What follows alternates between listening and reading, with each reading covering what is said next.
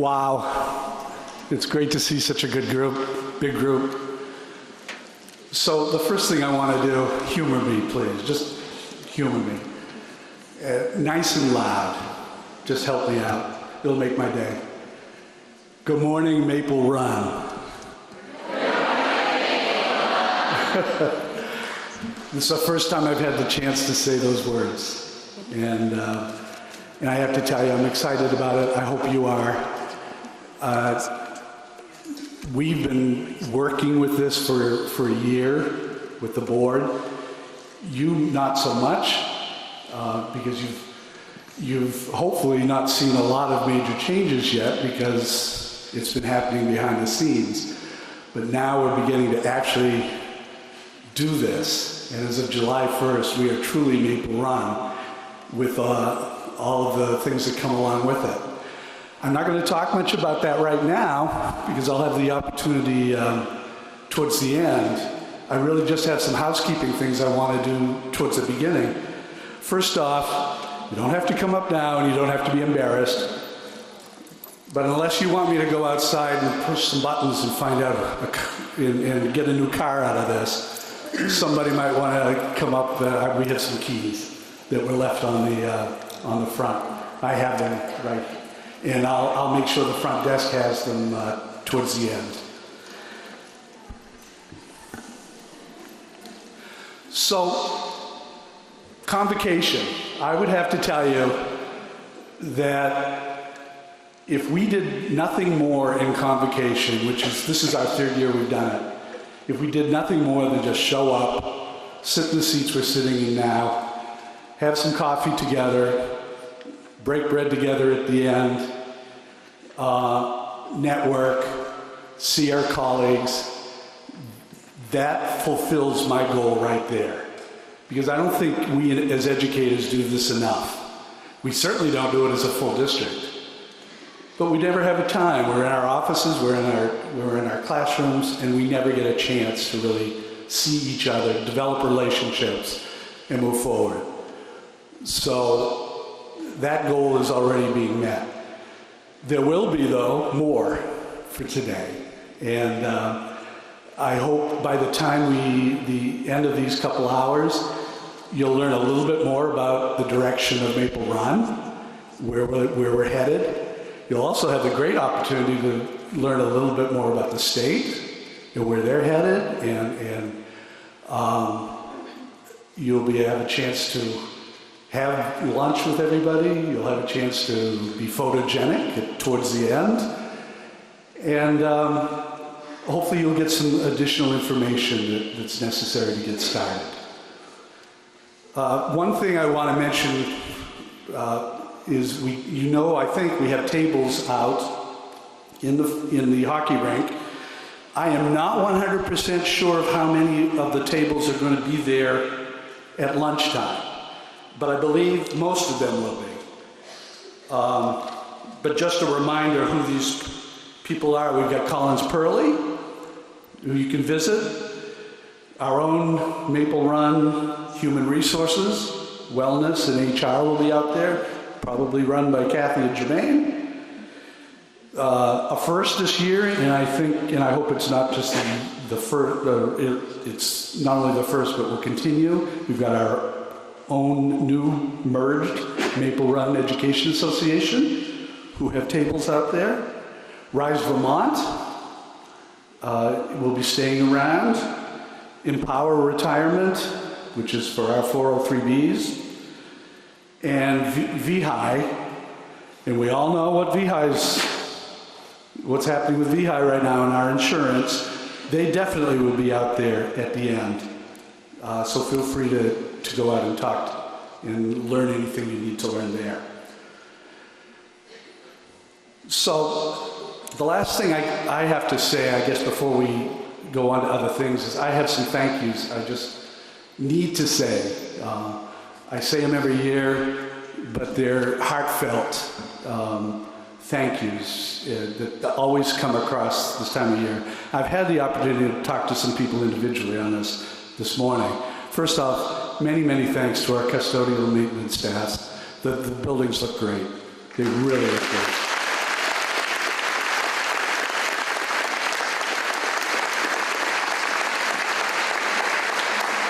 It always amazes me how much gets done within the 2 months you have. And I know the pressure you guys are under to have things ready for school to start. Also, to our administrators and to our educational support staff, the work you've done registering students, having schedules ready, all of this stuff. Again, I don't even know if I haven't looked at the calendar, but it's not much more than 2 months given the snow days we had last year. It seems like a short summer. But the work you've done to have this ready, congratulations and thank you for that.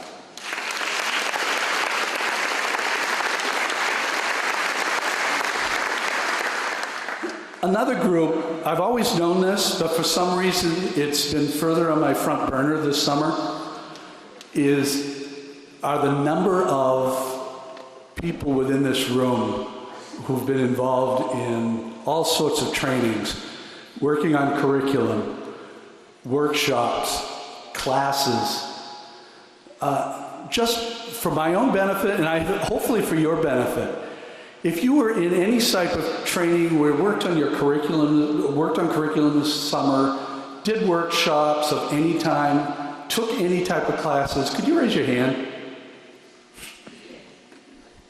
Look at that, everybody.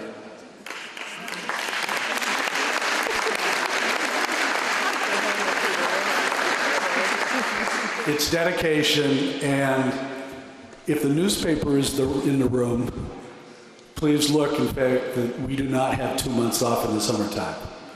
We do things. So it's great to see, and it's only going to better hit our mission statement of kids first and foremost, because what you've learned is going to be transferred to our students.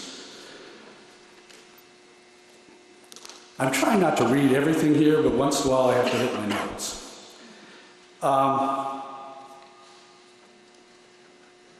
The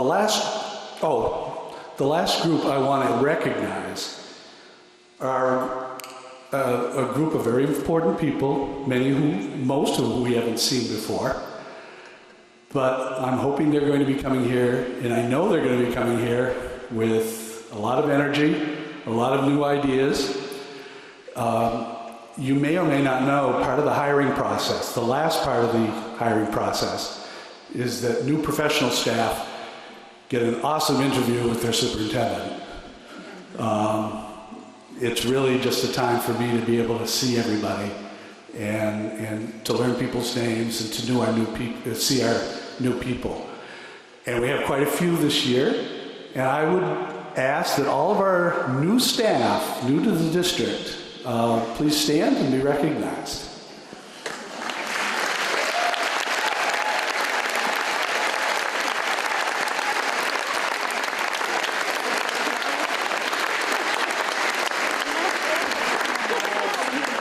I reiterate what I say to you.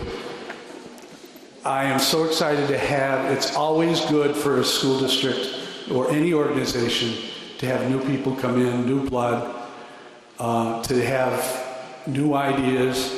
I urge you, use those new ideas, take risks, and the best type of organization is that merger between our veteran staff and our new staff. And it just really builds team. So welcome and congratulations. Finally, there's one other group I want to thank. And I've been giving a clicker. Oh, thank you. And that's our new Maple Run School Board. It's a group of 10 people that I cannot say enough good things about. Everyone was a bit worried, including me, about what a new merged board would look like.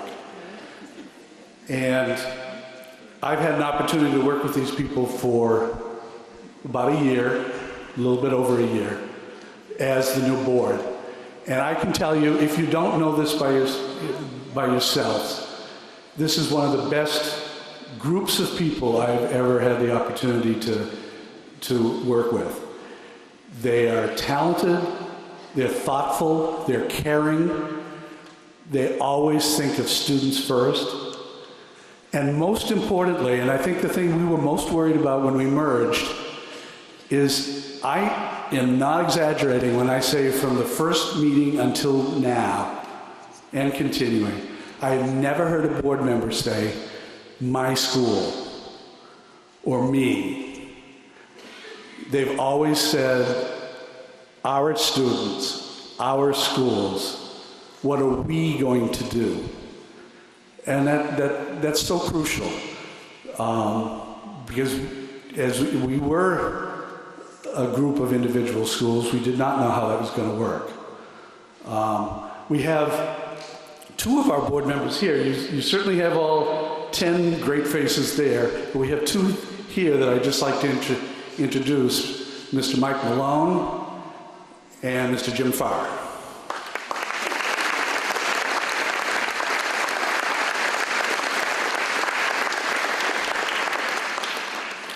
And Jim Farr is our chairperson and has done a phenomenal job, has taken it so seriously, has a wonderful vision, is well respected, and it's just wonderful to have him as chair. And at this point, I would like to introduce him to come up and to give a little talk to you.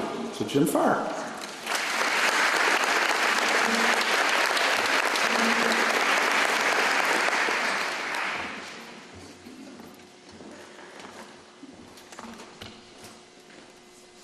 Thank you, Kevin. Good morning and welcome to the very first Maple Run Convocation.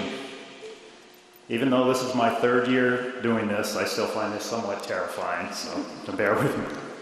And when I found out that I was going to be speaking just before Secretary Holcomb, panic really set in.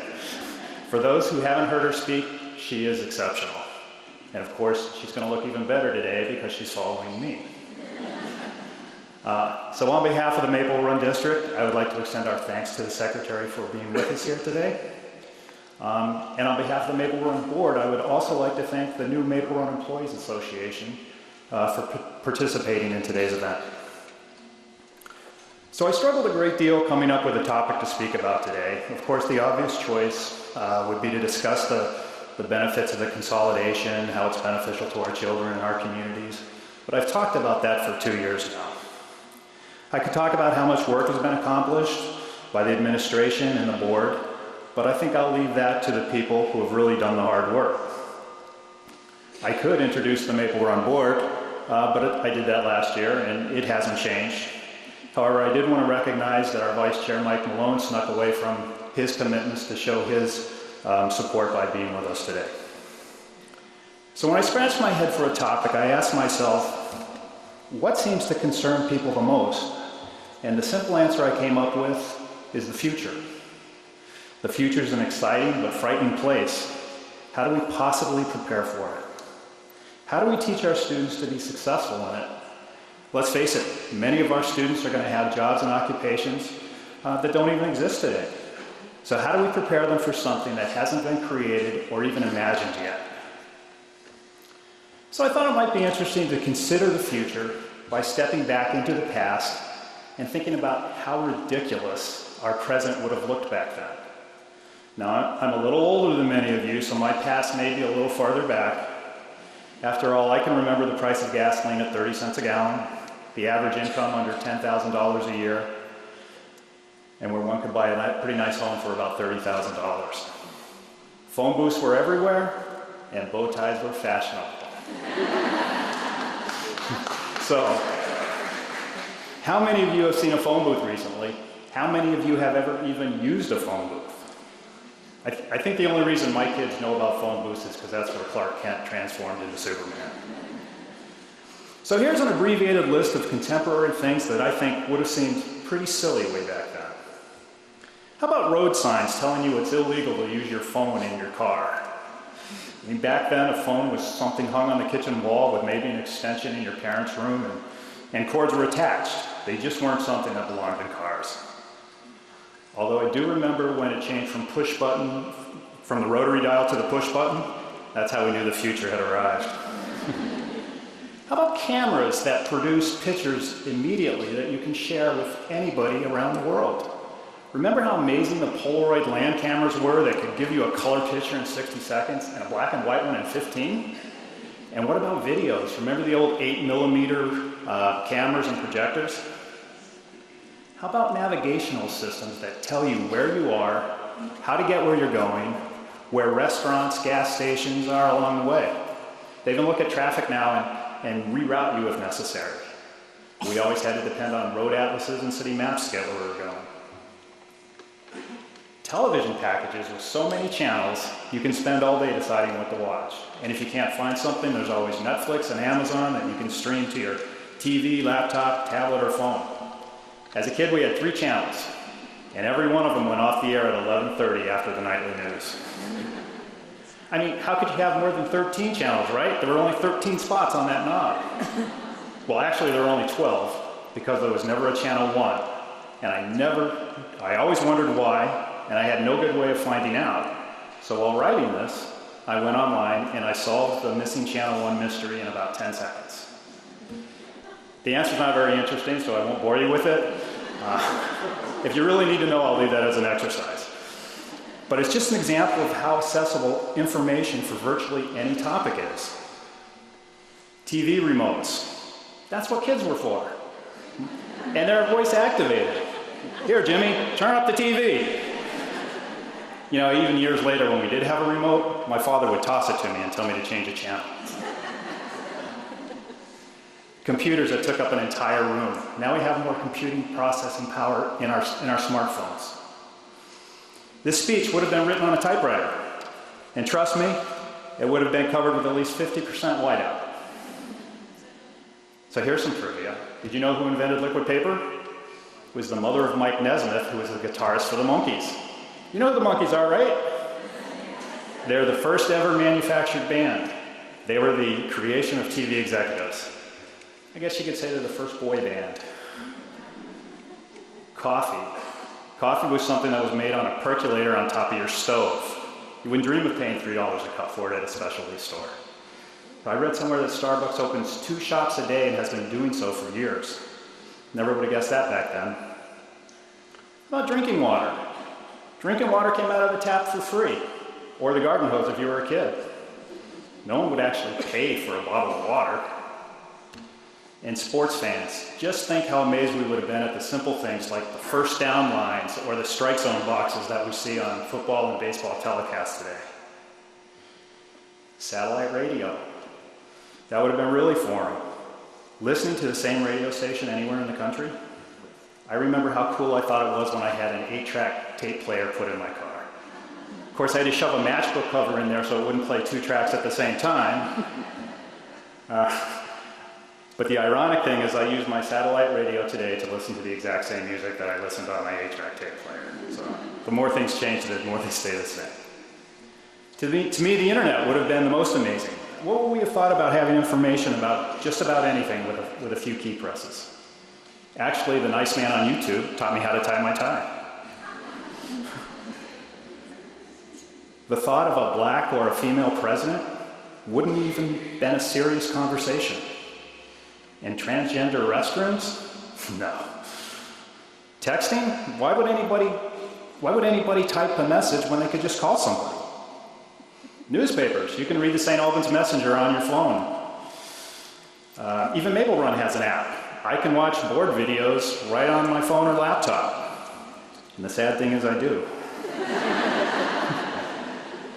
What about cars that brake on their own or parallel park themselves?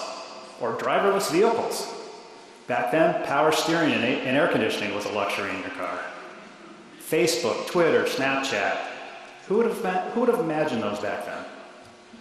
So the list goes on and on. My point is, and I am finally getting to it, is that back then, we would have never imagined the things that are everyday items today. So how can we expect to anticipate what the future holds? Well, we can't. All we can do is teach our kids how to learn, how to think progressively, how to work collaboratively, and maybe most important, how to roll with the punches.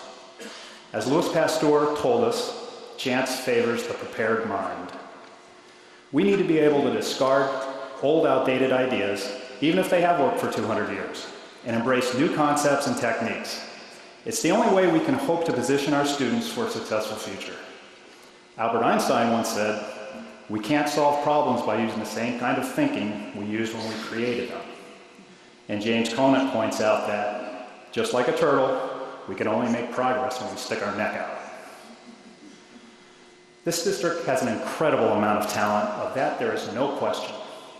We have administrators who are not afraid to make changes needed to support our educators. The classroom is where the rubber meets the road, and our classroom staff are second to none. Discipline and trauma issues that our students face today are greater than we have ever seen, and the forecast for the near future doesn't indicate that that will improve. And although we wish it weren't necessary, we are thankful that our specialists are uniquely qualified to meet this challenge head on. I know many of our children are at a great disadvantage due to no fault of their own. However, their present circumstances only define their starting point, not their potential or how much they can achieve. The future is really scary, but we need to maintain our confidence as we try new things.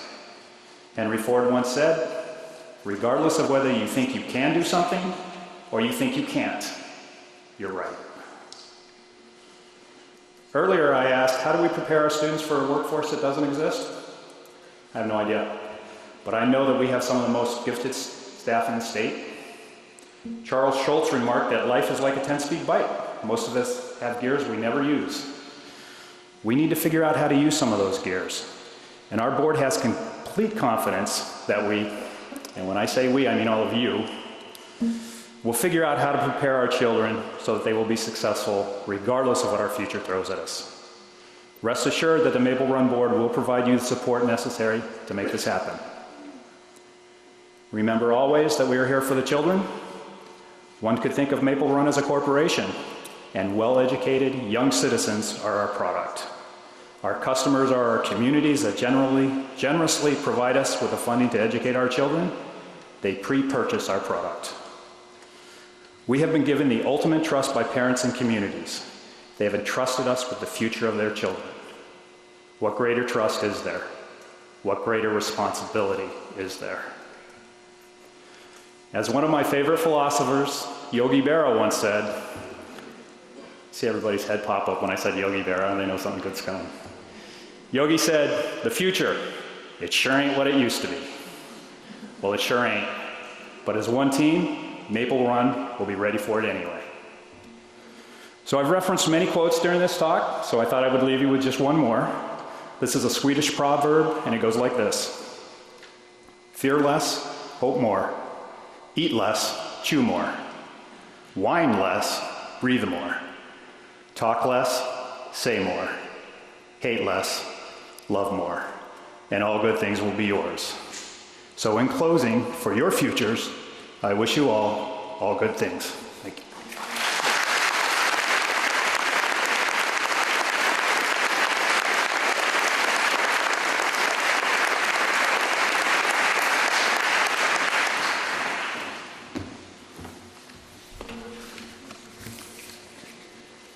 Thanks, Jim. Thanks for showing how old I really am. The depressing thing is I remember a little bit even further back. Oh. So the picture you have on the screen was a picture that was taken last year, I think in June, where the Maple Run Board got together for their organizational meeting. And they became the transitional board. And we were lucky enough at that time to have Rebecca Holcomb come to that. So we thought it would be good to have that picture up now. Rebecca Holcomb joined the Agency of Education in January 2014. Prior to joining the agency, Rebecca taught at the middle school, high school, and university levels. She taught social studies and science before becoming the principal at the Fairley School. While at Fairley, she helped lead the district through the formation of the Rivendell Interstate School District. After a decade away from Vermont, Rebecca was thrilled to move back and place her 2 children in Vermont schools a few years ago. She appreciates the high level of public involvement and debate about how to improve education for our children that characterize Vermont schools. Rebecca researched issues related to high-stakes testing and worked on projects related to organizational learning, school leadership, and principal development while pursuing her doctorate at Harvard. More recently, as director of Dartmouth College's teacher education program, she worked with pre-service teachers and taught a course on education politics and policy. Rebecca holds a BA in history from Brown University, an MBA from the Simmons School of Management, an MED and an EDD from the Harvard Graduate School of Education. Rebecca also completed coursework for her principal certification at Linden State and received her preparation as a teacher at the Upper Valley Educators Institute. I must say she's been a staunch advocate for all Vermont students, especially as it pertains to equity. And I'm very, very pleased to introduce our Secretary of Education, Rebecca Holcomb.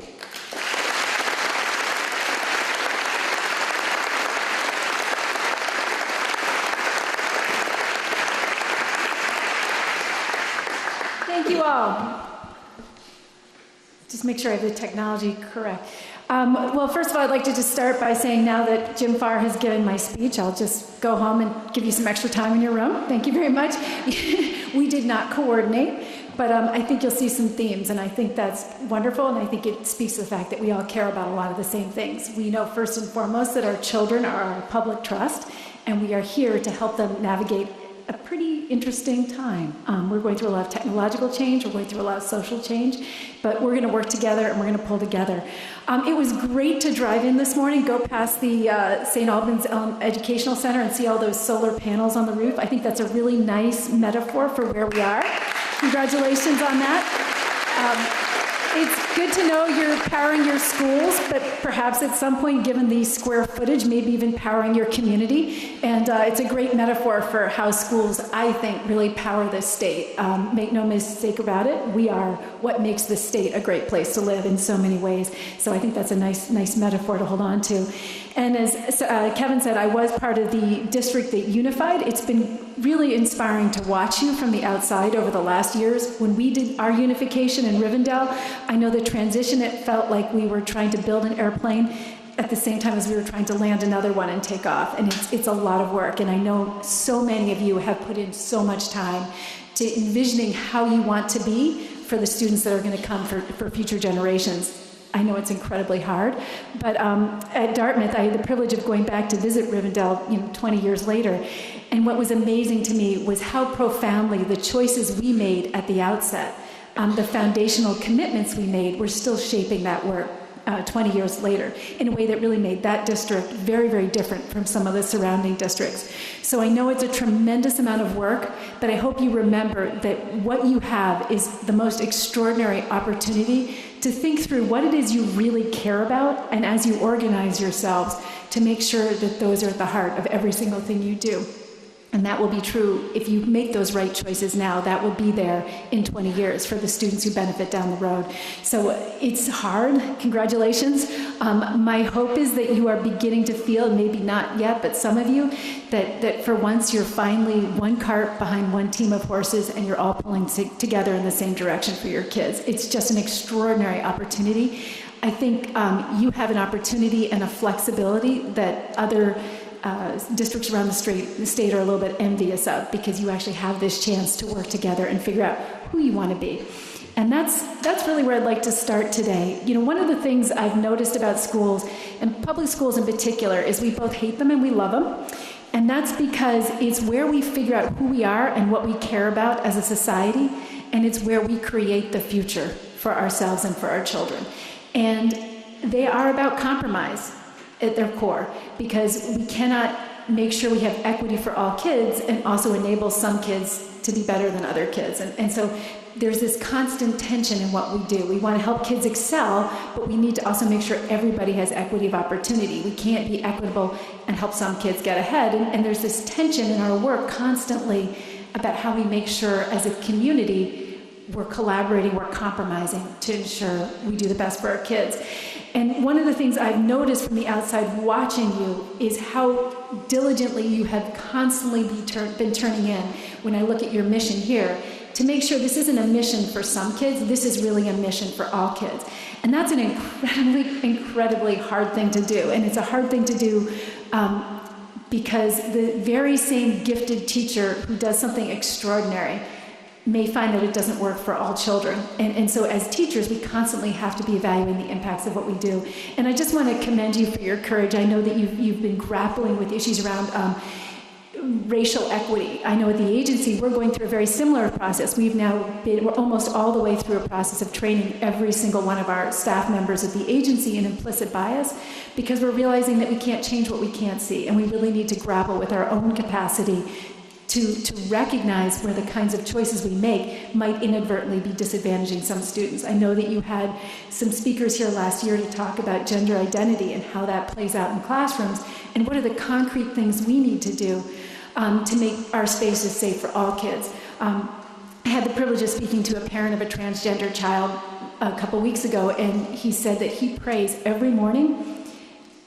for two things, that his child comes home safe for two reasons. One, he's worried his child will be hurt, and the other is he's worried his child will hurt himself. And that's why we do this, because we know that where some kids are scared, we're all scared, we're all weak. Where there's no justice for some kids, there's no justice for all of us. And where we work together, where we are willing to turn in and make hard choices and have those hard conversations, what we're doing is we're investing in the potential of all of our children.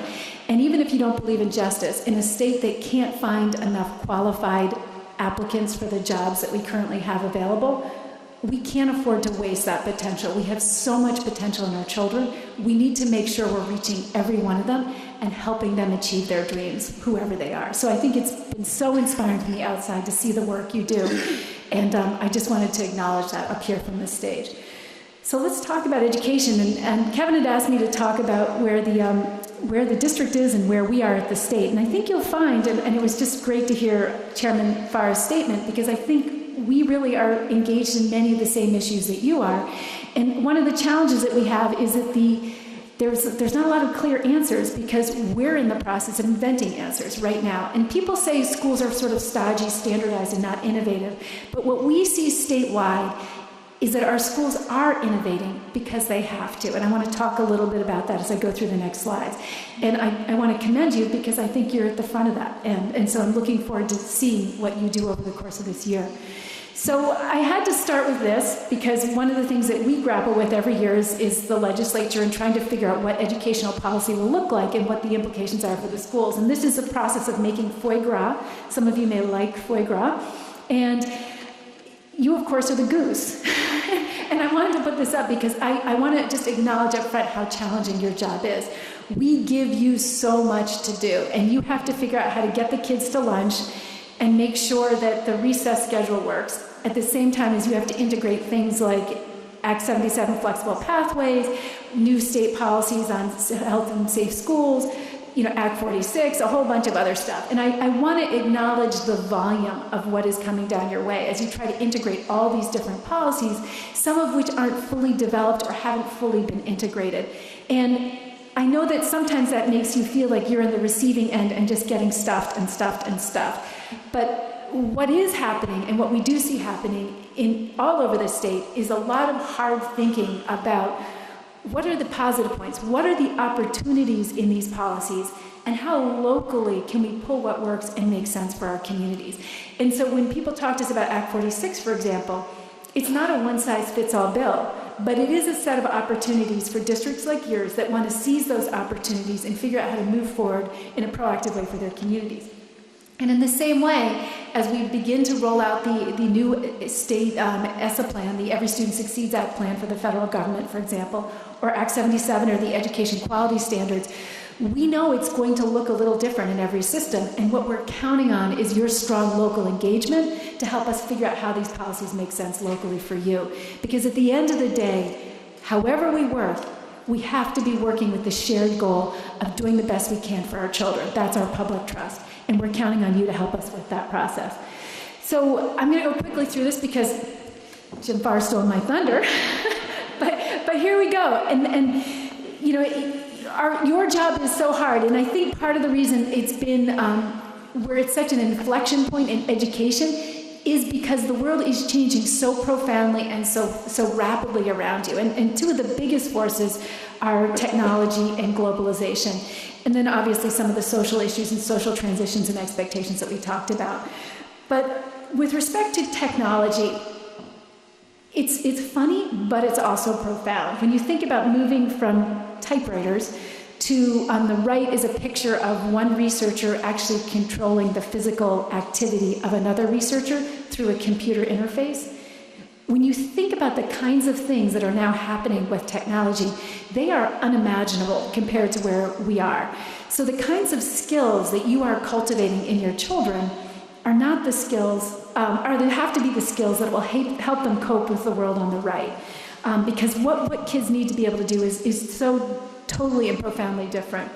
On the left is a picture of peas. Some of you, any biology teachers here, can probably talk to you about Mendel and his experiments on genetics by growing peas over periods of time and looking at how you could shape how peas grew by genetic selection, by deciding which peas you let cross-fertilize.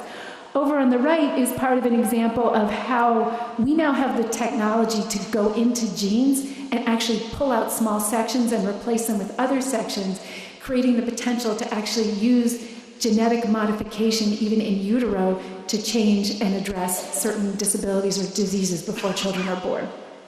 Think about that. Just think about the implications of that. We talked about cars. I mean, there's a part of this that appeals to me as someone who's put about 40,000 miles a year on my car. But we have gone from, how many of you drove a stick shift car? Okay, and how many of you have never driven a stick shift car?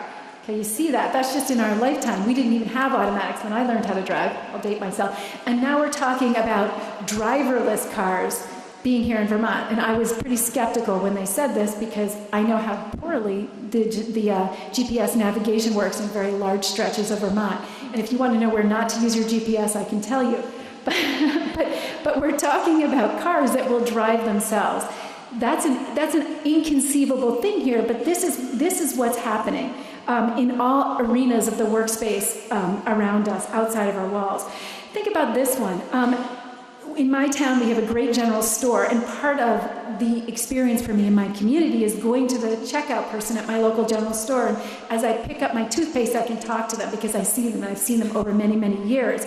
But now we have Amazon, which has the capacity to deliver toothpaste allegedly to my door by a drone before I need it because it anticipates when I'm going to run out. And that's the world we're in, and we're developing computer programs and algorithms, mathematical algorithms that will actually predict your behavior and rearrange your world around you in response to what it expects for you. Think about the implications of that in terms of lost jobs and what kind of jobs opportunities will be there. And think about the incredible need to figure out how we manage that ethically and socially in a responsible way as individuals. Every single algorithm that we design has all our biases, prejudices, assumptions built into it. So we could also risk just outsourcing some of our weak parts right into our technology in ways that then become difficult to manage. So even as we make this transition, there is a need for human engagement, but it's a very different kind of need. It's a critical analytical skill set, a problem-solving skill set, and a very, very robust set of ethical and moral abilities to reason that I'm not sure as a nation we're currently demonstrating we really have. And that's a really important place for our districts to be turning in on right now. So this transformation is exciting. It is also completely terrifying, and it directly impacts what you have to do in your classrooms. And I'm very, very conscious of the fact that as we transfer work and thinking to our machines, we are building a technological infrastructure that, again, could reinforce the very inequities that we are working so hard in our classrooms to eliminate. So more than ever, you have to educate your children here, not just to be competent. They have to be competent because we know that kids who can't read and write can't thrive in our economy. But they also have to have judgment and analytical abilities to use that competence well and for our shared well-being. So our goals have to be economic prosperity and social well-being. The two go hand in hand. And this isn't all easy.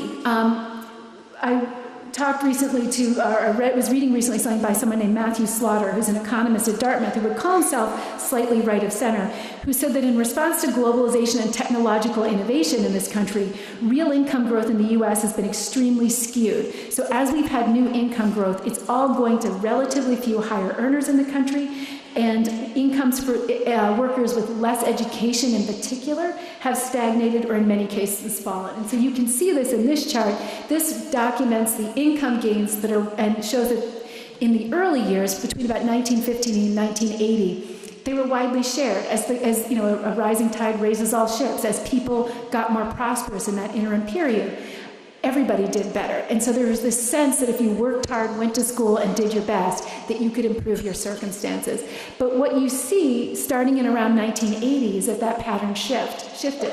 And what you see is that where there was additional income growth, it was reserved for people at the 95th percentile of incomes or above. And so what's been happening since about 1980 is this growing disparity in real income gains. And that has created, and if you look at the shape of the graph for people at the median and below, we've actually seen real income losses for most individuals. And Matthew Slaughter pointed out that by 2005, 96% of American workers were in education groups for which average earnings had fallen.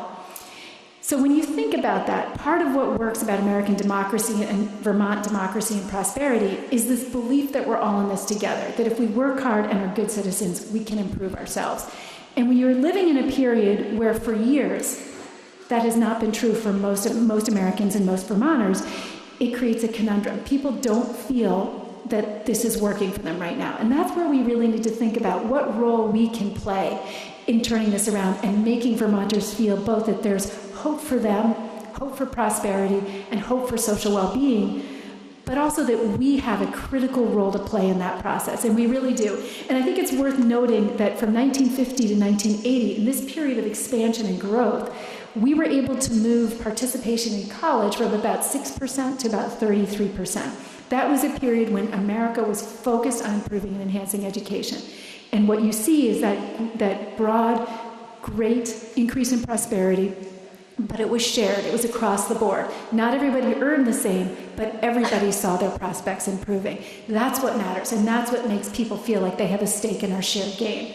And what Matthew Slaughter said was when you don't have that sense of a shared stake in this game, you start to get unrest. You get the kind of populism, you get the kind of political dislocation that I think we're struggling with. And one of the things the governor said earlier this week that I think is really true is that when we become quite partisan and when people stop believing in our shared purposes, we lose the ability to compromise, to come together, sort of like Maple Run has done, across different opinions. I don't agree with everything my husband says, but we do work together to make sure our kids are okay. And in the same way, you may not all agree on everything, but what you have done in such a profound way is come together, put aside your differences, and pull together for your kids. And what the governor is saying is that's what we need to do as Vermonters, and I think it is really true, because when so many Vermonters don't feel that here at the end of one of the longest stretches of recovery, because we are, believe it or not, in economic recovery, so many Vermonters haven't experienced it, we have a problem, and we have to address it, and we have to turn into it. So part of it for me is acknowledging that, skip beyond that, that just says the same thing, is acknowledging that we have to turn into this and we have to start figuring out where the inequities exist so we can begin to figure out how, as a people who care about our shared prosperity and our shared well-being, how we're going to turn into this and deal with this. We know higher levels of skill and equity are absolutely essential to prosperity. We also know there's no quick fixes. What you are doing right now is actually building the foundation that will let all of you who are here in the room actually make the progress on equity concerns that you need to have. One of the advantages of a unified system is things are much more transparent. You will be able to work together to figure out where you're successful and where you need to turn in ways that you were not able to do before, in part because you're bigger, so the data becomes more analyzable and more reliable, but also because there are things that some of you are extraordinary at and somebody else could learn from. And you'll begin to be able to share that expertise much, much more flexibly across your system than you could if you didn't have this kind of unified structure. So one of the things that we have to do first and foremost is not be afraid to turn into looking at the data and figuring out what the data does tell us about where we're strong and where we need to make some changes. And acknowledge, as Jim Farr said, that the change is inevitable and it's hard, but we're going to do it because we care about our kids. So I want to give you a panel. One of the reasons I want to talk about testing is because we are about to relieve the test scores. And we know, and I don't know if there's any media in the room, so I'm going to be a little circumspect because we haven't finished verifying the data, but we know that there's some systems that maybe didn't do as well as they wanted to on the Smarter Balance. And, you know, that's where we are. And I don't want these test scores to become another tool for just blaming ourselves for not doing what we want to do.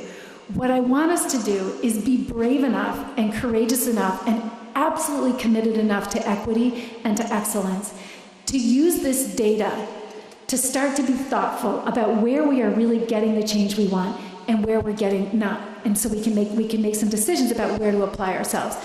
I also want to acknowledge that when we use test scores, we deliberately set very, very high standards in Vermont. And you know, one of the things that we tried so hard to do a couple years ago was to get members of the legislature and the media to actually take the Smarter Balanced exam so that when they wrote about how many kids didn't score as proficient, we could also talk about how many legislators didn't score as proficient. Because we all know it's a hard test. I admit that. I know that. But you know what? If it was an easy test, first of all, everyone would blame us for not having high standards. And second, we wouldn't be able to show growth. I mean, that's something we've got now with kindergarten readiness. I think 85% of our kids statewide are coming into kindergarten ready to learn, according to our measures. So we can't measure where we're really starting to improve outcomes for kids. So I want to acknowledge that. And the purpose of talking about tests isn't to say you're good or you're bad. It's to inform one aspect of your conversation about the work you're doing. When we talk about the ESSA plan, and we will have to, and it is always going to garner the lion's share of some of the public attention, I also want to honor that it's not all that you do. And as Jim Farr said, part of our problem is we actually don't always know what it is that we are trying to accomplish with our kids. That is real. How do you create, you know, or prepare kids for a world where everything is online or everything is highly technological? We don't really have the measures or the tests yet that test adequately all of the skills that enable our kids to thrive when they leave our schools and go on to the communities. But we do need to look at this because it is one of the only measures we have that speak to equity. So looking at this is actually last year's data. You're not getting a sneak peek in this year. That's coming next week. But this is the fourth grade English language arts data for all students. And the star is sitting at that green line. And that green line is the proficiency cut score for the fourth grade English language arts. And what we see is that the average school level score for the Smarter Balanced in English language arts in fourth grade last year was right at that proficiency cut score. That means about half our kids are going to score as proficient and half aren't. We're trying to focus on scale scores because what you can see with scale scores is growth. So I'm trying to orient you to this. And when you look at the SU or SD, your district now averages, each of those dots that you see is a supervisory union or a supervisory district average score. So what you can see when you look at this is that on average, our SU score and our students score about at the cut score, but there's tremendous variability. Tremendous variability. Now, if this was a measure of Olympic swimmers, there would still be variability because in any race, there's always somebody who's going to do better than somebody else. So it's not about how well you do overall, but it's about variability within the system. That's when you look at that variability on that horizon. That's what you're seeing. On the right, you can see we've pulled out a set of shapes. Those are also SUs, but I pulled them out to the slide because in the next slide, you're going to see what happens. And this is what I'm going to ask you to do when you get your data. So when you look at your SU, all of your kids end up at the end at your high school, but they come from different places sometimes. And what you need to do when you think about as a system, how you take care of all your kids, you need to start drilling down in this data yourselves locally to try to figure out what you can learn about where your pockets of strength are and where your pockets of opportunity are. And so what you see on the right, these are the school averages within the SUs that are the colored SUs.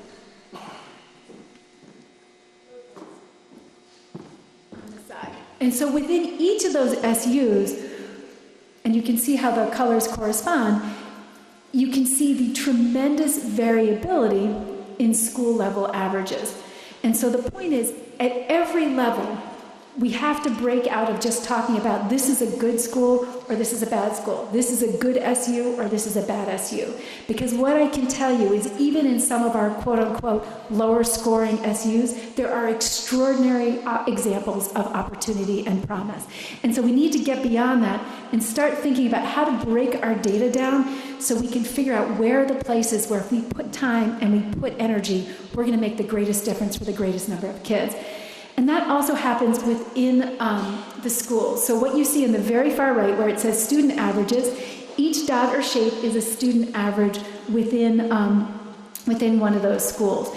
And so that variability is a characteristic of SUs across the state. It's a characteristic within districts of the schools within those districts. And within each school, it's a characteristic of classes. And within each class, as you know, it's a characteristic of your kids. When we aggregate this up to the state level, that's when we begin to see the statewide patterns of equity and inequity. And what we do know is that even though for some of our subgroups, for example, we have to suppress data for 80% of our cells, so we can't even report out of about 215 elementary schools statewide, we can only report scores for students with disabilities in about 15 systems that are big enough to have enough students to report without revealing FERPA. One of the challenges is the inequity is often invisible in some of our smaller systems, so they can say we don't have it. And when I go out to schools and there's a class of 5 and I see someone's not learning, I say, well, how come this guy isn't reading? They say, oh, that's Johnny. But when you aggregate Johnny across the state, it becomes 20% of our students. So that's the challenge. We have to be willing to just own every child as somebody who has to be improved in their learning, wherever they sit. And we can't say, well, that's just Johnny. We have to have that high level of expectations for all kids. And part of breaking down your data this way and drilling down, and I know your team does this, is to identify where are the children in every school, in every system, in every classroom, where we can apply some resources, spend some time, and think about what we do intentionally in ways that improve opportunities for those kids. And we have to own every single one of them. We have to not be careful about talking about averages because expectations are a really, really tricky thing. We talk a lot about how, on average, students who live in poverty don't score as well as students who are more affluent. And you talked, Jim talked about poverty and trauma as something that you're grappling with. I know that. But when you look at all of our data, this is actually students with disabilities and students without disabilities. But when you look at the green pile, the distribution, those are the average scores for all students on the grade 8 English Language Arts test for students without disabilities. And on average, students without disabilities do score better than students who have disabilities. That's the pile on the left, the blue pile. But what I need you to remember is if you look at that distribution, the distribution for students with disabilities does go all the way to the right. It's hard to see in this slide. And just as some students, there are students in our state with disabilities who are among the highest performing students in the state. And the reason I think it's really important to mention this is we often assume that because you have a disability, or because you're a student who lives in poverty, or because you're a student with some other extreme disadvantage or family violence, that you're not going to do well. And what I want us all to remember is that may be true for some kids, but it isn't true for all kids. And how you are born and conditions that affect you are not who you are, and it's not who our children are. And we have to make sure that we're maintaining high expectations for all these kids. Some of you in your education preparing programs, you may have heard about that study that was done at Harvard in 1964, where an academic went into teachers' classrooms and told them, each teacher was told, was identified 5 of the kids in their classroom who were expected to go through tremendous intellectual growth in the year that was coming up. What the researcher didn't tell the teachers is that these students were randomly selected.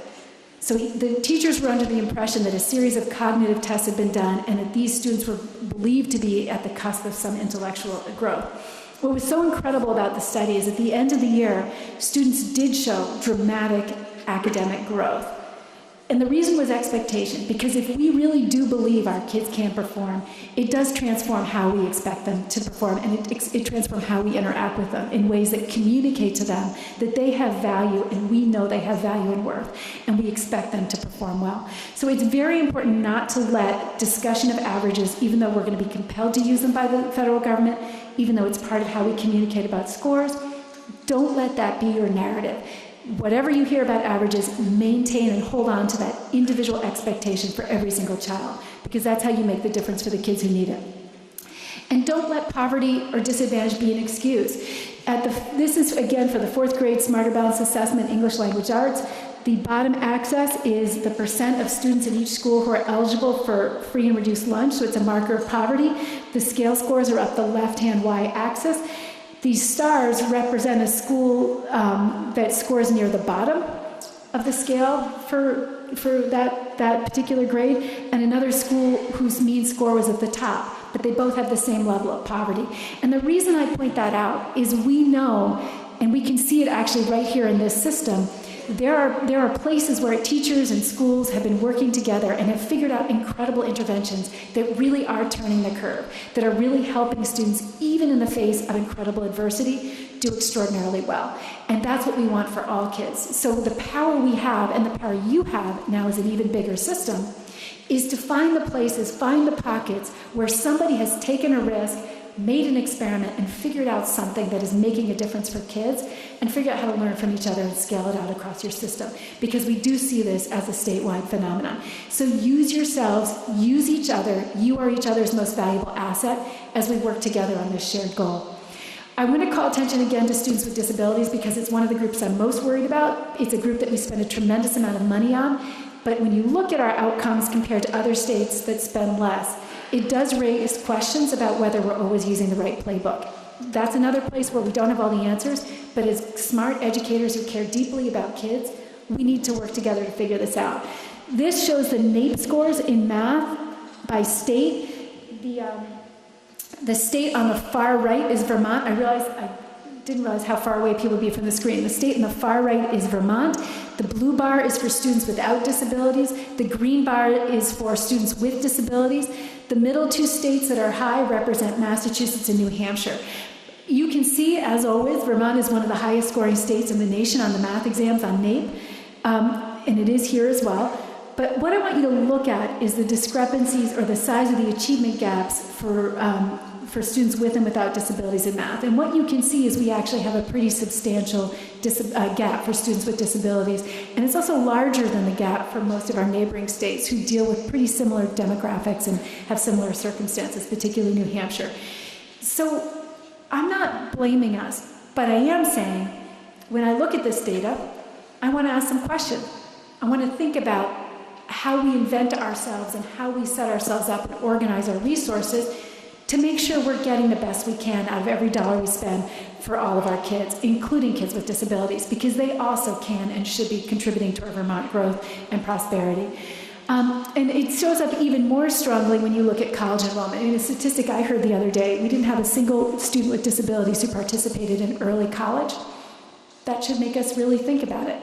And about our effectiveness in pushing kids forward. Vermont is the maroon bars across the bottom, and what you see here is that in terms of college enrollment, we know we have a problem pushing kids into post-secondary generally, but we know we have a much more disproportionate problem encouraging kids with disabilities to pursue post-secondary education. And that's not okay, because that deprives students, when you think back to those early graphs that we had of the return on education to well-being and to economic prosperity, it is not okay to not be giving kids with disabilities opportunities to advance themselves intellectually as well. So that's something we really need to think hard about. Why are we getting this kind of outcome for our kids? I'm gonna move on.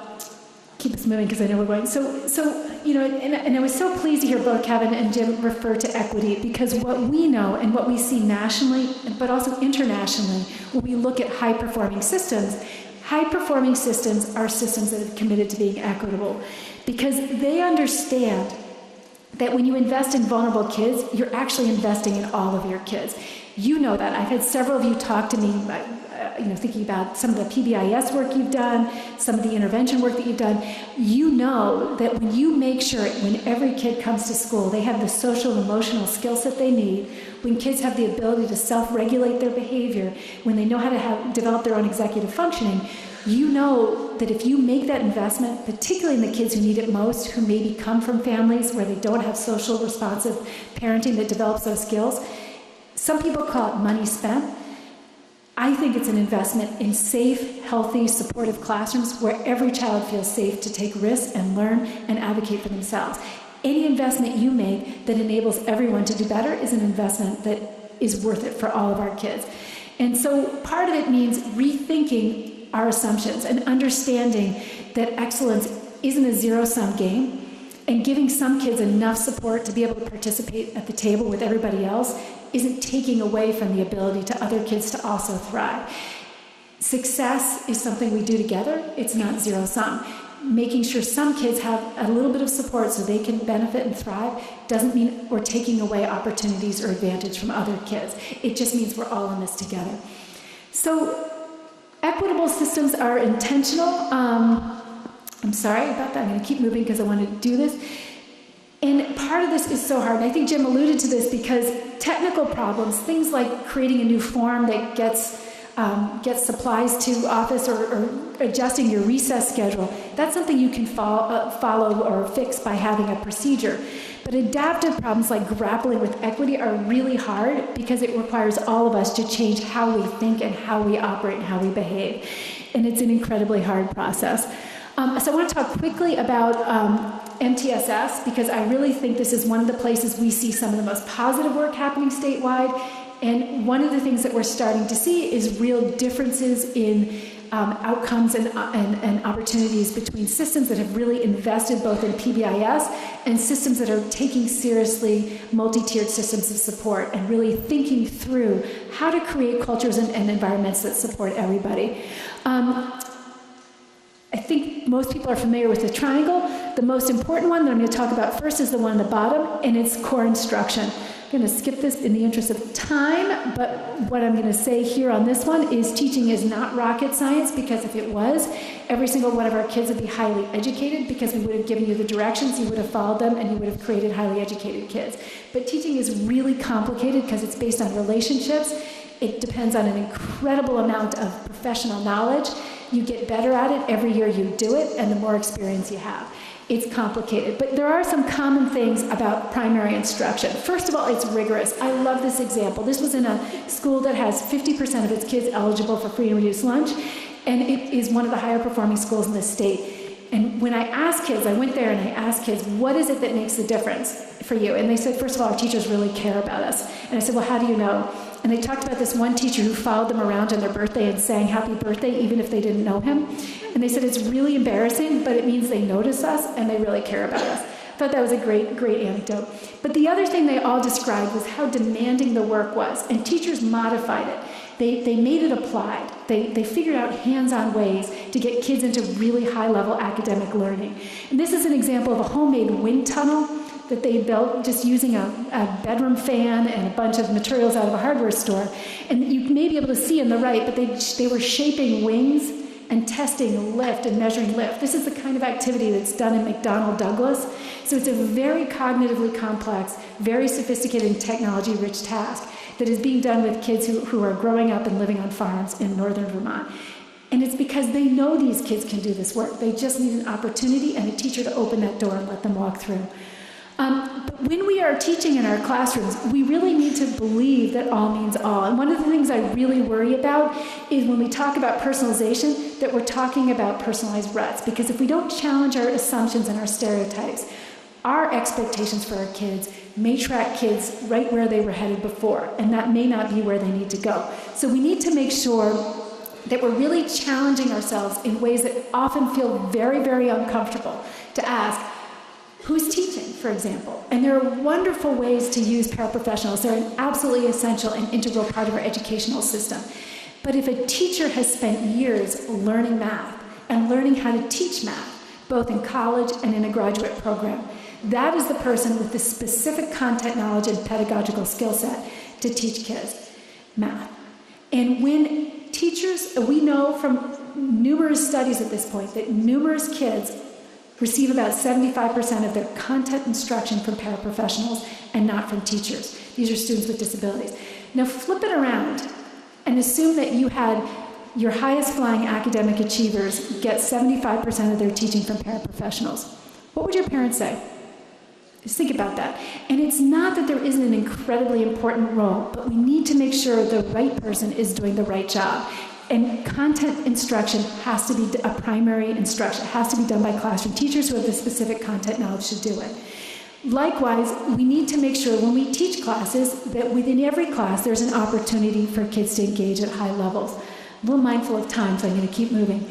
And another one I'm really going to challenge you to think about is in your schools, do you provide in Tier 2 supplemental support, or do you provide instead of instruction? And one of the reasons I say this is one of the things that we've been starting to see, and there's a big study that will come out in the fall based on interviews with educators all across the state, over 700 educators. But one of the things that we're seeing is because of scheduling glitches, very often when kids are getting the interventions, they're being pulled out of main classroom instruction. They're being pulled out of math to get an intervention in math. The whole purpose of interventions is to give you in addition to education and not instead of education. The teaching of subjects, the teaching of content is the responsibility of the primary classroom teacher. This really means that we all have to have questions about how do we use our paraprofessionals, not whether we have them, but how do we use them, and how does our schedule support or prevent access to inclusive and supportive primary instruction. I know I got started late. I know we're running out of time. It doesn't offend me if you have to walk out because I know people have other things. I'm going to go a little quickly. We'll come back to this in the interest of time, but I want to talk a little bit about Tier 3. That's the most intensive level of instruction. This is for students who really do have significant challenges or significant disabilities that mean they need a kind of support that is beyond what could be provided in the regular instruction environment. But what we do see, I want you to think about this statistic. Vermont has the highest proportion of our students coded for emotional disturbance in the nation. What is it about Vermont that means that we have more students that we are diagnosing as emotionally disturbed than any other state in the country? That's not a contest I want to win. Think about that one, and think about what might be some of the drivers there. And one of the things that we're worried about, or we're thinking about, is there a possibility that weak or inconsistent Tier 1 instruction and weak multi-tiered systems of support might mean that kids aren't getting the kinds of support interventions they need early in ways that make it difficult to serve them later on, so they end up getting shunted into more extreme coding and disabilities. We need to ask these questions. It could also be too many interventions. One of the things that we know is we provide a higher level of service for students with disabilities than just about any other state. We certainly spend more. The question is, are we providing the right supports? Because if you think about it, it would be worth just following one of your children with intense needs through the day and looking at their program from their point of view. Because if classrooms are designed to be inherently coherent within the classroom, but some kids are constantly pulled out for fragmented or fractured sets of services, what they may not have is a coherent program that enables them to thrive, learn, and grow as a unique, coherent child. So we need to ask whether sometimes helping too much may prevent us from helping in the right way. There is no easy answer, but we have to ask these questions because we need to make sure that what we're doing to help kids is what they actually need. And then there are also inconsistencies in the referral process and sometimes, frankly, counterproductive beliefs about ability. I had an educator told me that they didn't mind providing supports for kids with disabilities so long as they didn't interfere with their honors students. And as someone who knows many students with disabilities who are also honors students, what that meant to me is we needed to have a conversation about whether we acknowledge and accept that having a disability doesn't mean you're a brilliant child with plenty of potential. That's the conversation we need to be willing to have in the classroom. So teaching matters. You are the most important people for many of your children in terms of helping them access a positive, strong Vermont future where we have economic prosperity and social well-being. They count on you for safety. They count on you for support. They count on you to be the people who lend them privilege when their life seems to be going in all the wrong directions. You can make the difference, and you do. But if we claim success and claim credit for success when it works well, we also have to take ownership when students don't thrive. And that means we need to be willing to re-examine what we do, to ask hard questions, and no matter what anyone else is saying in the media, in the press, in the negative narrative that sometimes happens around schools out there, we need to be brave enough to make the changes that need to be made for our kids and not listen to that. I've offered this in several contexts. This is my closing offer to you. Are there any high jumpers in the room? You can be the resources for everyone. This is, to me, the perfect metaphor for where you are as a district and where we are as a state. High jumping is a simple matter of managing the relationship of your weight to the bar, because you need to, if you think about the basic physics of it, you need to be able to get as high as you can to get over that bar. And when people first did it back in the early 1900s, when you went over the high jump bar, you went over upright. If you think about that, your weight is far from the bar, but in sort of a scissors position. And if you think about standing up right now and trying to jump as high as you can, there's a limit to how far you can get your feet off the ground if you remain upright. And people tended to be hovering right below that 2 number, in between 1.8 and 2, and that was about the maximum height that they got to. Then we had this World War I that intervened, and there was a little break from the Olympics. These are the Olympic gold medal things. And when people came back after the war and began high jumping again, in the interim, somebody had innovated. There's going to be a theme here. This is innovation. Because so much about getting better is rethinking your relationship to the task. If you aren't getting the results you want, you have to do something differently. And when people wanted to get higher, they had to rethink the physics of high jumping and how they could change their technique to be able to get higher. And so someone invented this thing called the Western roll, and they went over, instead of upright, by turning on their side and leading with their shoulder. And if you think about that, that brings down your center of gravity so you're closer to the bar. And at first, when people did that, they didn't actually get much higher. And you will find, for example, if you've been working hard to implement PBIS, you may find that the first year you do it, you're not seeing the promise that you expected.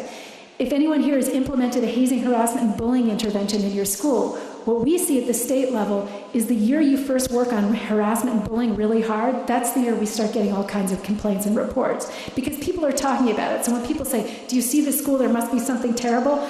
Our first thing is, well, did they implement a new bullying curriculum? Because we know when you do, we're going to get all the reports. Doesn't mean you're doing bad work, it just means it takes a while to turn things around. And over time, with the Western roll, people began to reach new altitudes in high jumping that they weren't able to reach before. Didn't look better, they persisted, and they managed to get better. And then World War II happened, there was another break, and maybe because people hadn't been high jumping, when they came back, they had a new technique, and they were doing what's called the straddle, where you actually trying to get your body even closer to that bar, even more efficient in the use of your body's resources to be able to get the maximum value. They went out and went over that bar with the stomach to the bar, and at first you can see the Olympic medal heights were much lower than they had been previously, but they persisted, and you can see your new change, your new technique may not get you there day one, but if you persist and experiment and implement and get better, you may be able to improve your performance to altitudes you never expected. That's the problem with innovation. You have to take care of kids in the present, because that's your public trust, because they got one shot at education. But you have to have the confidence and the smarts to persist and try new strategies that will get you where you need to go. And then the last one, Dick Fosbury flop. And I think this really speaks to the kind of transition you just made. In my own hometown, we used to have 19 school districts. They were all one-room schoolhouses. And we then unified in the middle of the century, last century, and there were 3 things that drove it. We got paved roads, we got school buses, and we got snowplows. Because of those technological innovations, all of a sudden people were able to say, yeah, it doesn't make sense to have 19 districts. We're going to have one district with one schoolhouse in the middle of our town and bring kids to that, because then we can have a much, much more robust set of colleagues who are working together to educate our kids. Well, what happened in high jumping is this guy named Dick Fosbury noticed there were some innovations. There was a big, new innovations in terms of better landing mats. And when you have a better mat to land on, it sort of changes how you feel about landing. And so what he did is he invented the Fosbury flop. You can see in the stamp over on the far right, this guy did something that most people would think was absolutely insane. He went over that high bar backwards and head first, which is a completely insane thing to do when you're jumping onto and landing on your back on the ground. But what he did, and you can see just the difference in altitude that was made over time by this constant process of innovation, technology, and learning. And that's what you really are trying to do right now. And as you move into this new unified system, you're going to find all kinds of opportunities, and you're going to find them in really unexpected places. And you're going to find them because you're testing the limits of what you can do. So as you go out today, as you go into your year, do not be afraid to ask hard questions. Do not be afraid to challenge how you've always done things. Do not be afraid to push on the resources and the opportunities and the flexibility in your system, because you might find that in this unified system that your administrators have an awful lot more bandwidth to help work through some of the problems. You may find that there's more flexibility in how you're structured and organized. You may also find that there are resources you didn't anticipate because you're no longer spending them on duplicated efforts. So now's the time. This is your opportunity. Now is the time to push the limits on how you think this job ought to be done, to see how you can turn the curve and be the change you want to be for your kids. So I'm really excited for your year. I'm really excited to watch what you do with it, and I really do wish you all the best as you move forward. So thank you so much, and I'm sorry if I kept you late, but I really am so excited about what you're doing.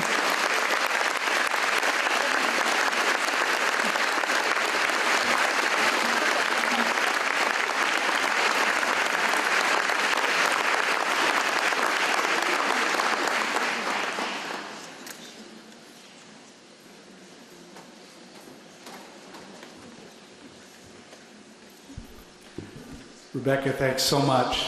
We so appreciate you coming today. And I know you have to leave, so we certainly understand. But let's give her one more round of applause.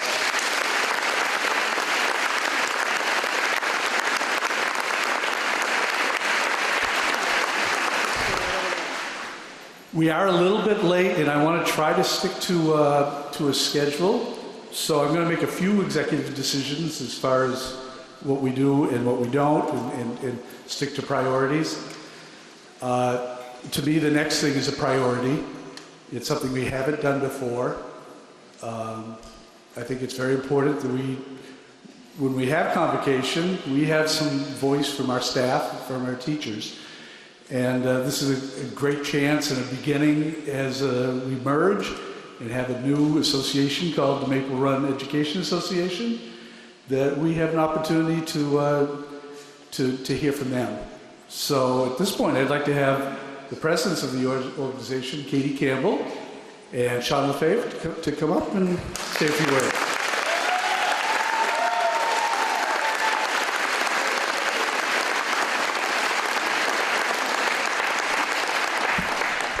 I promise I won't speak too loud. For anyone that knows me, I probably don't need this. We promise we will make this short and sweet. We have a bet going. I said 5 minutes, she says shorter. We just really want to thank the administration for allowing us to have this brief moment just to kind of talk for the first time as a whole. Like Mr. Dirth said, I am Sean Lefebvre. I teach at BFA and am the co-president with Katie Campbell. At this point today, we're just going to kind of go over some household items, and then Katie will kind of introduce all of the executive committee members as well as the building reps from each building. That way you can put the name to the face. In the rink, many of you, which was really exciting to see, came to each table and looked at your information, made your initials. I know we kind of ran out of time, so just make sure at the end of this, before you head back to your sending schools, that you find your name if you have not done so. There were many different items on the table. BFA was kind enough to give everyone a lanyard, so please take one. It says Maple Run, so it's kind of the start of our new embarkment as a tradition of a full association. Also, we saw, I was in the midst of all the tables, but I saw a lot of people showing interest and asking questions if they are not a member. So we do have a separate table with executive members to answer any of those questions. We have the forms if you'd like to become a member. So please take that opportunity as well. I think I'm done. And I'm much shorter than she is. Just to quickly introduce folks, I'm going to ask the members of the executive committee to stand and stay standing so that you can all see them. Along with Sean and myself, our co-vice presidents are both from BFA. We have Pat Thompson and Casey Painter, if they could stand up. In the back, they're standing back there. Tony Gray from BFA is our association secretary. From from St. Albans City School, we have Matt Allen as our treasurer. And assisting Matt is also from St. Albans City, Kathy Cameron Musente. We have lead building reps from BFA, Keith Carlton and Mary Jarvis. Lead building reps from St. Albans Town, we have Joanne McCoy and Sheila McInerney. Lead building reps from St. Albans City School, we have Paula White and Anna Brace.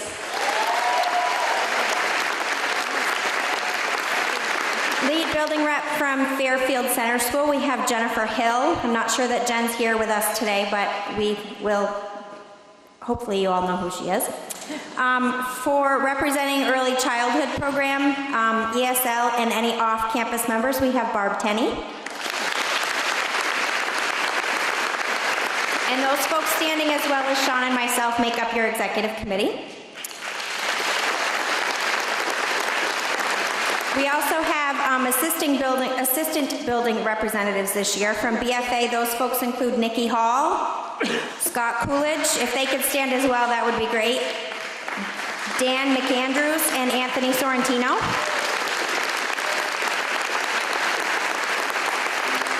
From St. Albans Town, we have Kathy Brannon, Diane Bruley, Mary Alice Albaum, and Patty Kuhn.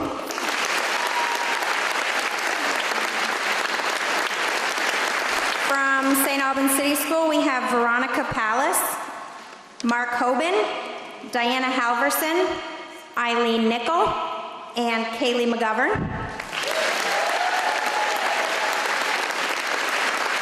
And finally, last but not least, from Fairfield Center School, we have Kim Covert. I'm hoping I pronounced all those names correctly. Those folks that are all standing in the names I just read off to you, those are the folks that if you have questions or concerns throughout the school year, you can certainly approach any of them, and we will do whatever we can to help you. Just to wrap it up, I just wanted to let you know that your executive committee met yesterday with the administration over at central office, and there were representatives from all of our buildings. It was a really good conversation.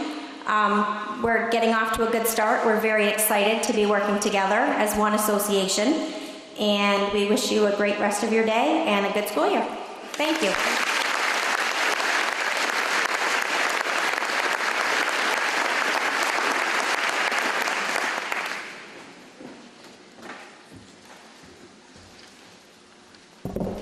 Thanks, Katie and Sean.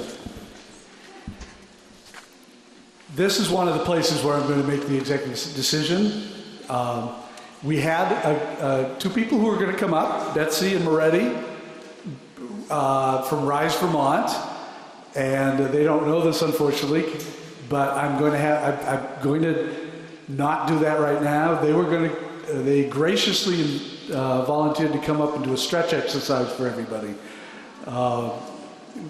But because we're close to the end and because we do have time, Betsy and Moretti, where are you? There they are back there. We really appreciate you doing that. I would tell people that Rise Vermont does have a table out on a hockey rink, and please go out and visit them afterwards. We appreciate their partnership with us, and they're actually working with us on a new wellness policy. So we appreciate everything, and I apologize for the cut on this. The next group I'd like to invite up, many of you know that we have a brand new website. It's quite good. It's aesthetically pleasing. There's a lot of good stuff to it, but it's a bit intricate.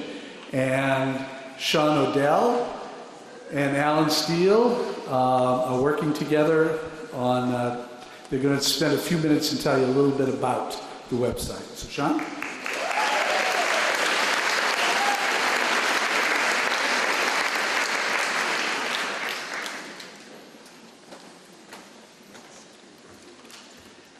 Definitely thought I was getting cut.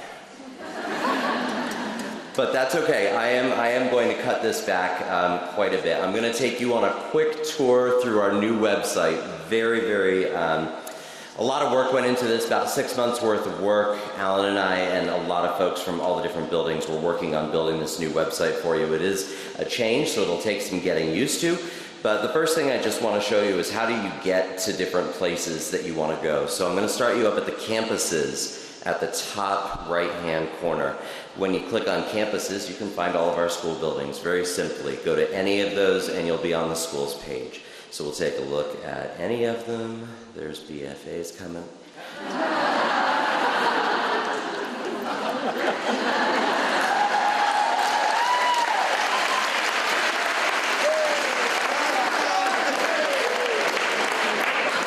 And we are down. So that is the end.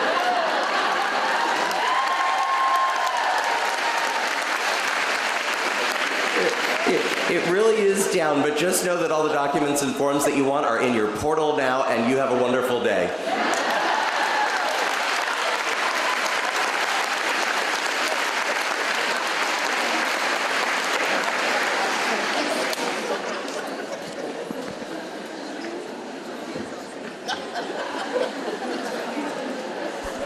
Couldn't have been better if I'd planned it.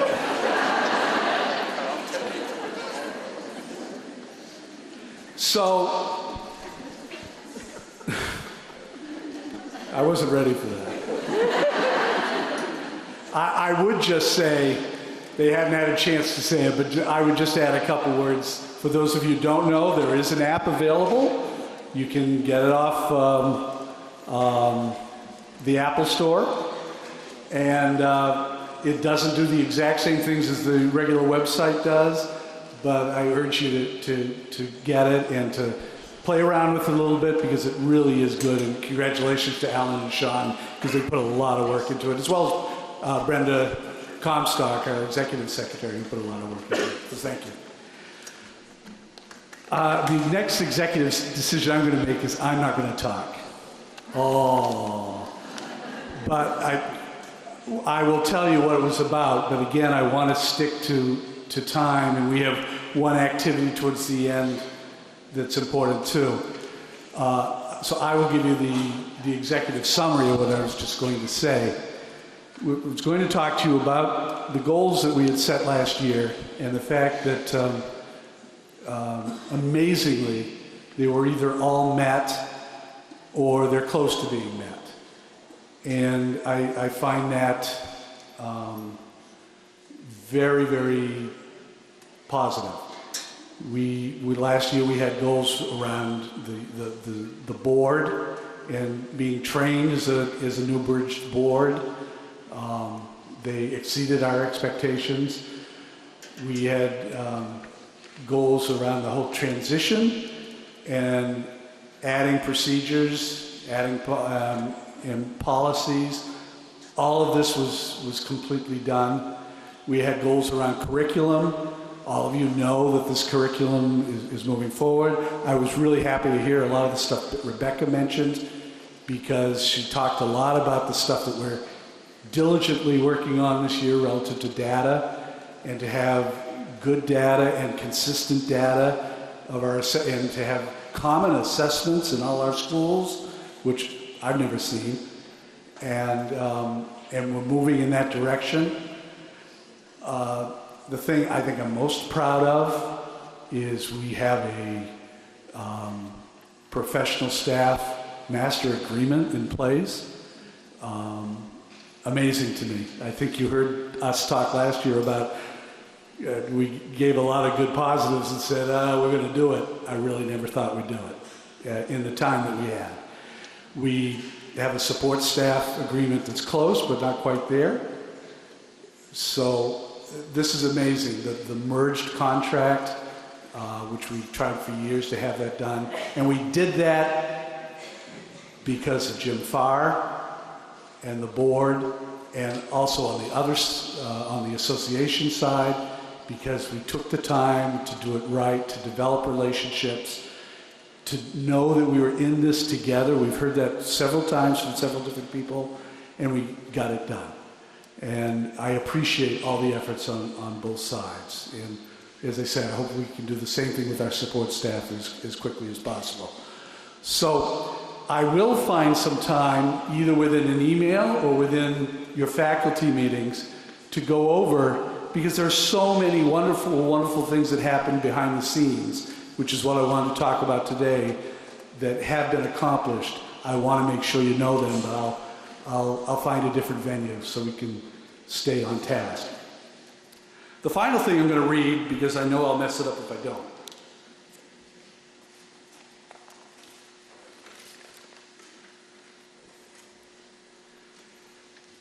And it's just a couple paragraphs. I want to end my talk by summarizing where I believe we presently are.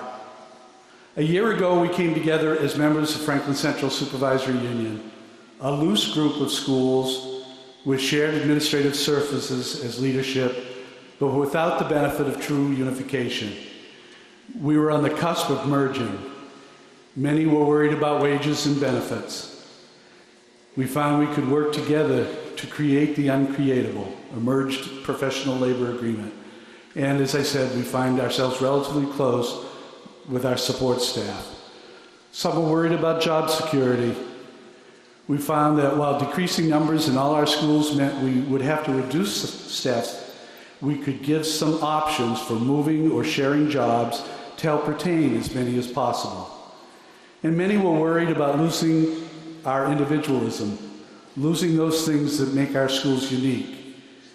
We know there are special things at each school, and we know there is no need to turn one school into another, but rather that we keep our unique approaches, personalities, and identities. So you have, you may remember the picture you did and were involved in last year.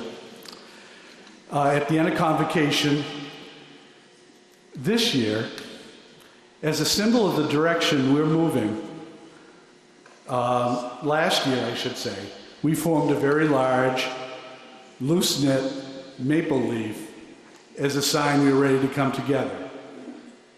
Now, for some reason, we kind of stuck over to the right. I guess it's food over there or something,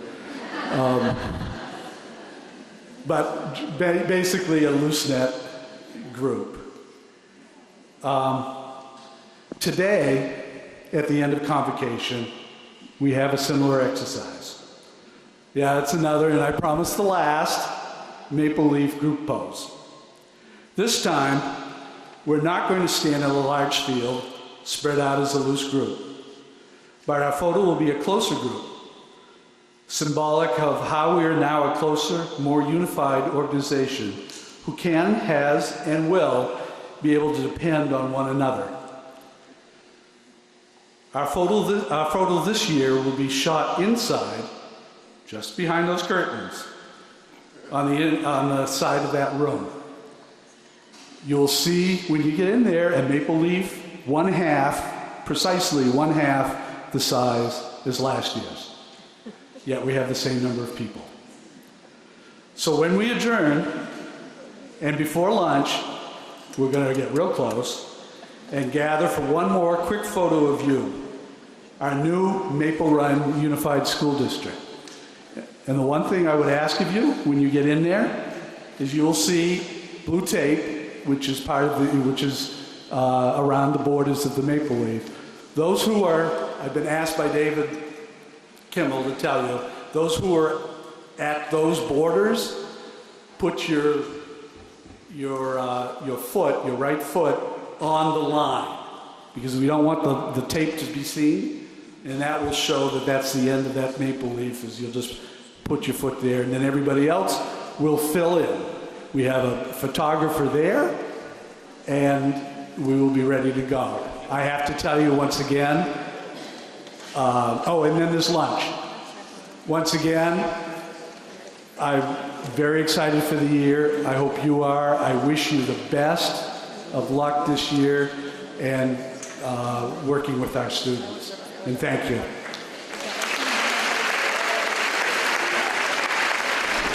One of the most important things we do are recognition of our people. I consider that a major priority. And every year we've created we've had, since I've been here, a Superintendent's Leadership Award. This award, I know you won't be able to read the criteria for some of you, but basically the award is for one staff member within our organization of over 600. It can be any type of staff member, from a paraprofessional, custodian, tech person, teacher, who is selected. And that teacher or staff member is representative of many of you. There is no doubt that there is more than one person in this district who could obtain that award. So this year we went through a very strong process, and we have a person who has been named the 2017 Leadership Award, Superintendent's Leadership Award winner. And I think I have Miss Vanna Wells, who will come up once again with the envelope.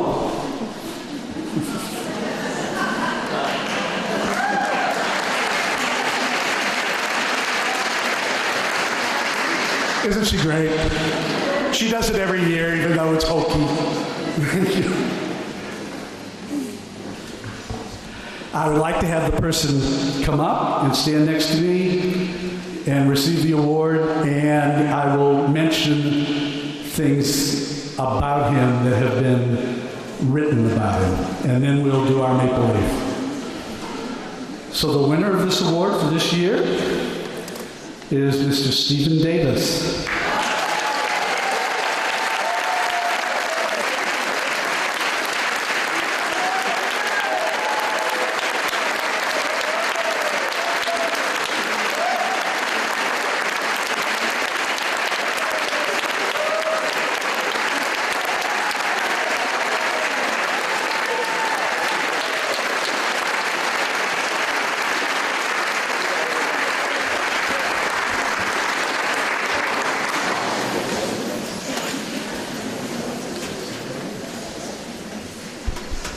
Pleasant,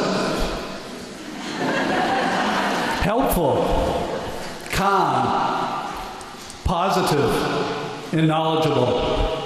All terms members of the BFA community have used to describe technology integration facilitator, Mr. Stephen Davis.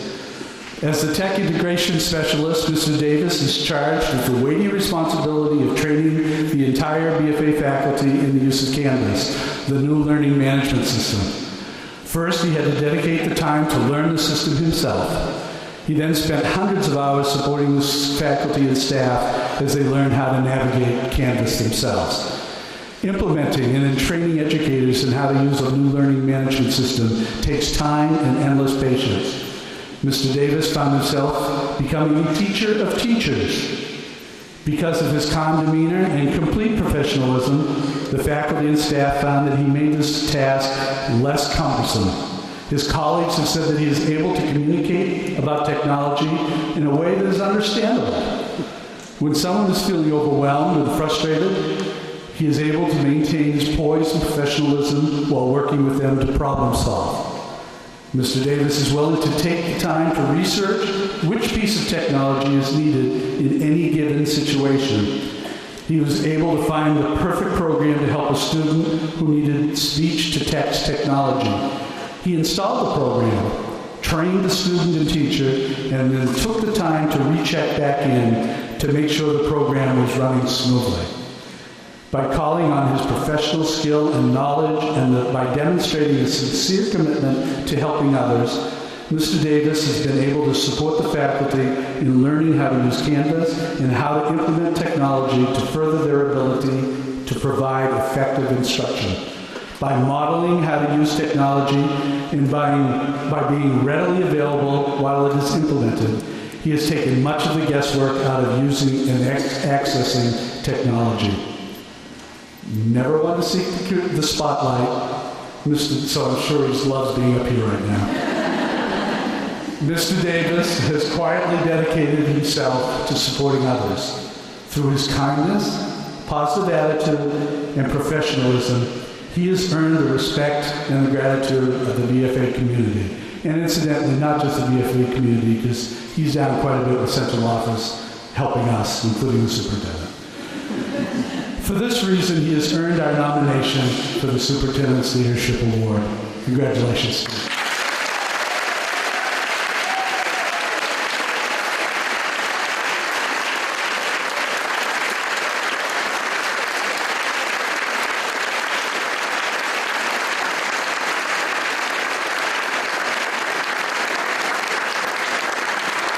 And now to the Maple Leaf.